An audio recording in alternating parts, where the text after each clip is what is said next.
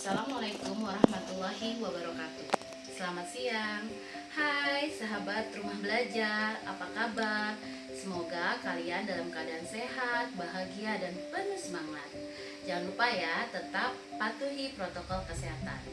Perkenalkan, saya Suherna. Saya mengajar di SMP 247 Jakarta, mata pelajaran PPKN. Hari ini saya akan memberikan materi tentang pelajaran PPKN tentang tata urutan peraturan perundang-undangan di Indonesia.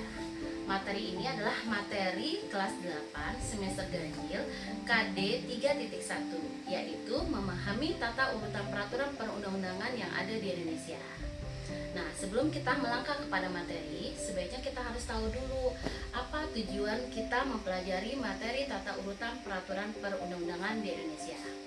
Adapun tujuan kita mempelajari materi tata urutan peraturan perundang-undangan di Indonesia, yang pertama adalah bersyukur kepada Allah Subhanahu wa taala untuk nilai-nilai yang terkandung di dalam tata urutan peraturan perundang-undangan di Indonesia.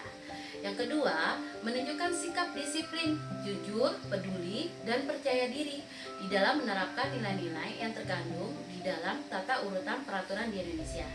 Yang ketiga, tujuannya adalah agar dapat mengetahui, menyebutkan, dan menjelaskan tentang tata urutan peraturan perundang-undangan yang ada di Indonesia menurut Undang-Undang Nomor 12 Tahun 2011. Nah, itu adalah tujuan kita mempelajari materi tata urutan peraturan perundang-undangan.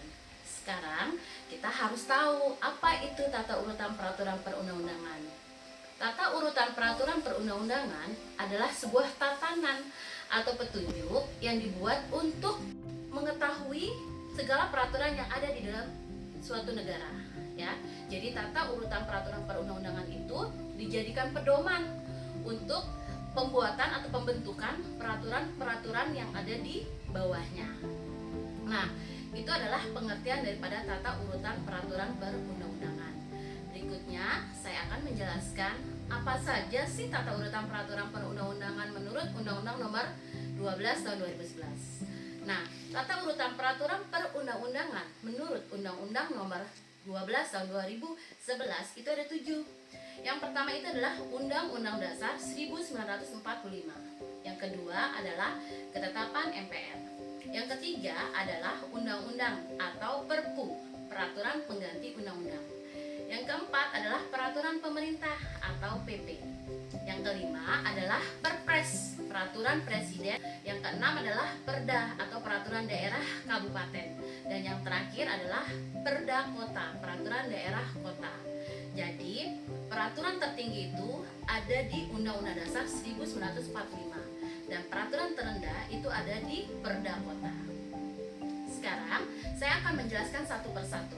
Yang pertama, Undang-Undang Dasar 1945 adalah peraturan negara yang tertinggi di negara Indonesia. Undang-Undang Dasar 1945 merupakan hukum dasar tertulis yang memuat dasar dan garis besar hukum dalam penyelenggaraan negara. Nah, Undang-Undang Dasar 1945 ini yang menetapkan adalah MPR. Ini contoh daripada Undang-Undang Dasar 1945. Yang kedua, Ketetapan MPR merupakan tata urutan peraturan perundang-undangan setelah Undang-Undang Dasar 1945. Ketetapan MPR yang membuat adalah MPR. Ketetapan MPR merupakan peraturan MPR yang ditetapkan pada sidang MPR. Kemudian yang ketiga, undang-undang. Undang-undang itu yang buat adalah DPR bersama Presiden. Undang-undang dibuat untuk menjalankan Undang-Undang Dasar 1945 dan Ketetapan MPR. Kemudian ada Perpu, Peraturan Pengganti Undang-Undang.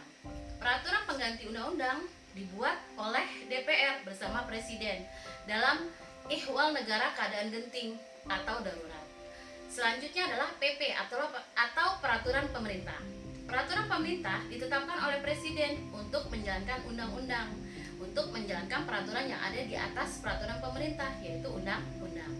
Selanjutnya yaitu Peraturan Presiden atau disingkat dengan Perpres. Peraturan Presiden itu dibuat oleh Presiden untuk melaksanakan aturan yang ada di atasnya. Apa aturan yang ada di atasnya? Yaitu peraturan pemerintah. Kemudian ada Perda Provinsi atau Peraturan Daerah Provinsi. Perda provinsi itu dibuat oleh DPRD provinsi bersama wali kota atau bupati. Perda provinsi itu berisi tentang penyelenggaraan otonomi daerah dan tugas perbantuan.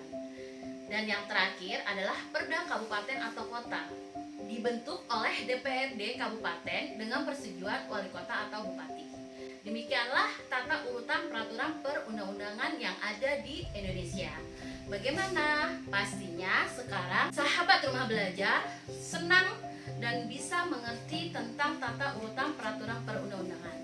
Untuk membuat sahabat rumah belajar semakin memahami materi ini, silakan buka link ini ya. Semangat sahabat rumah belajar. Semoga materi ini bisa bermanfaat oleh sahabat rumah belajar pada khususnya dan masyarakat pada umumnya. Sampai bertemu pada pertemuan berikutnya. Assalamualaikum warahmatullahi wabarakatuh.